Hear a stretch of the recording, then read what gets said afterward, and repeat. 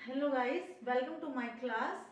आज हम कुछ नया सीखेंगे कि ग्रामर के अतिरिक्त भी बहुत सारी चीज़ें ऐसी होती है, जो कुछ स्ट्रक्चर ऐसे होते हैं जो हमें पता होने चाहिए। सपोज हमें कभी कोई मॉडल याद नहीं आ रहा, कोई ग्रामर का स्पेशल कोई रूल नहीं समझ में आ रहा, लेकिन फिर भी हम इंग्लिश बोलना चाहते हैं, तो कुछ ऐसे छोटे छोटे स्ट्रक्चर है जिसको मैं लेकर के आ रही हूँ, तो वो आपकी डेली कॉन्वर्सेशन में आपको हेल्पफुल होगी। Thank you for watching me.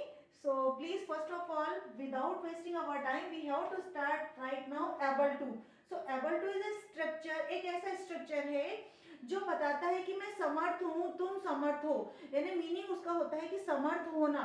अब जैसे हम इंग्लिश में बोलते हैं कि हम इसको मॉडल वर्ब भी कह सकते हो कि I can able to speak English, मैं आई कैन स्पीक इंग्लिश, मैं इंग्लिश बोल सकती हूँ, है ना। लेकिन अगर हमको कैन नहीं लगाना है तो हम बोल सकते हो कि I am able to speak English. तो इस प्रकार से कैन को रिप्लेस कर सकता है ये एबल। तो अब इसे हम कैसे यूज करेंगे इसको देखेंगे। और आई होप गाइज, अगर आपको बहुत ज्यादा इंग्लिश नहीं आ रही तो ऐसे छोटे छोटे स्ट्रक्चर से भी आप अपनी इंग्लिश बोल सकते हो, एनहांस करते हो, और डेली कॉन्वर्सेशन में इसको आप यूज कर ही सकते हो।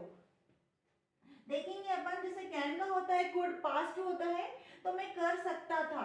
पहले के लिए हम कहेंगे कि मैं कैन अकेला लगा रही हूँ तो लगेगा कि मैं कर सकती हूँ, और जब मैं कुड लगाऊंगी तो कर सकता था। ठीक है ना, यहाँ तक तो क्लियर हो गया।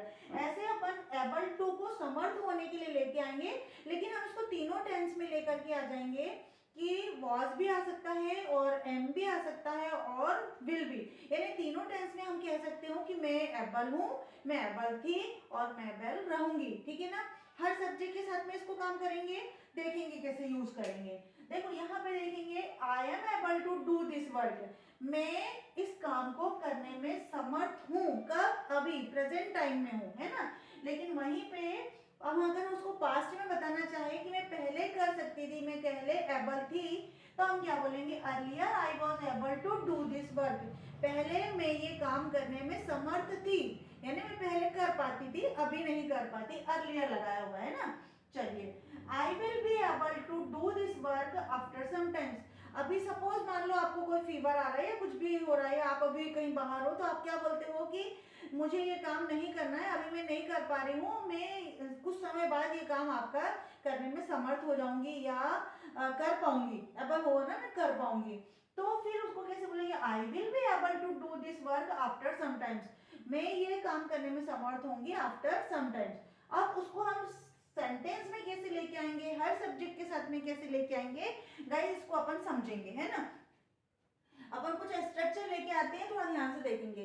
तो यहाँ पे मैं हर सब्जेक्ट के साथ में आपको दे रही हूँ, I am able to read, मैं पढ़ने में समर्थ हूँ।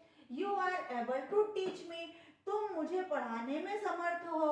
ही is able to write English, वो इंग्लिश लिखने में समर्थ है या अच्छी है। लेकिन अपन को क्या करना है, सर्व सब्जेक्ट के साथ में उसके अकॉर्डिंग उसकी हेल्पिंग वर्ब लाना है। जैसे am are is they are, अब दे प्लूरल है तो उसके साथ अपने को प्लूरल का लगाना पड़े।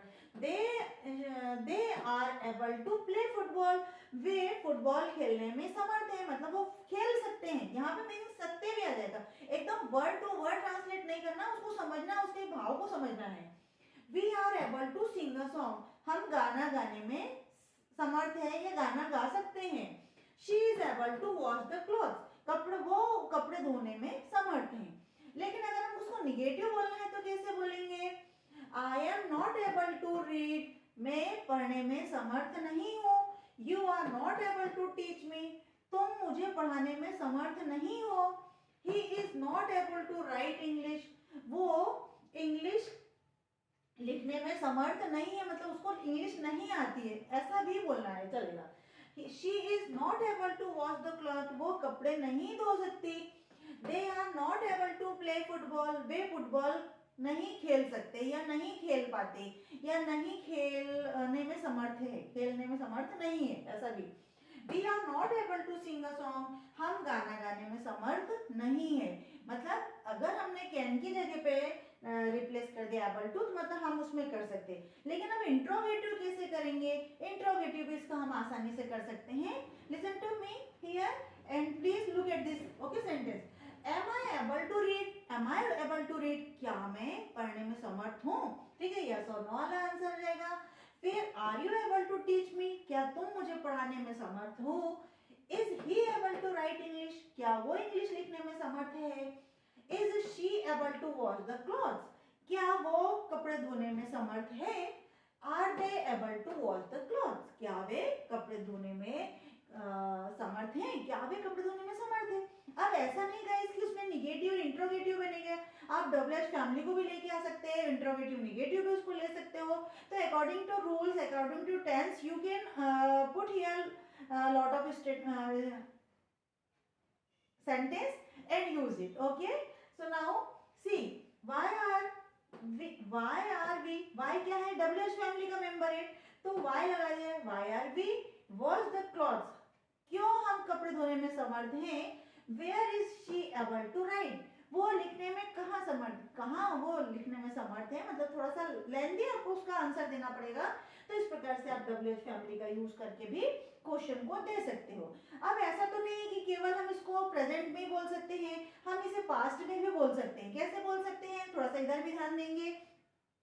पास्ट में कैसे बोलेंगे, वॉज एबल टू, वॉज और वर लगाना है आपको यहाँ पे, और वर्ब की फर्स्ट फॉर्म लगाना और फिर आगे एज इट इज लेना है। सो देखेंगे यहाँ पे, फिर से लेंगे हम, you were able to climb the tree earlier, पहले तुम कहाँ चढ़ने के एबल थे, चढ़ने के एबल थे पहले, और पहले आप चढ़ सकते थे। ऑब्वियसली अब जब हम बुजुर्ग हो रहे हैं तो उतना नहीं होता है, बट पहले चढ़ सकता है बच्चा, है ना। तो ये बताना चाह रहा है, he was able to buy a car, वो कार खरीद सकता था, या वो पहले कार खरीदने में समर्थ था, ठीक है। फिर हम उसका निगेटिव कैसे करेंगे, तो you were not able to climb the tree, तुम नहीं सकते थे, तुम ट्री पर नहीं चढ़ सकते थे।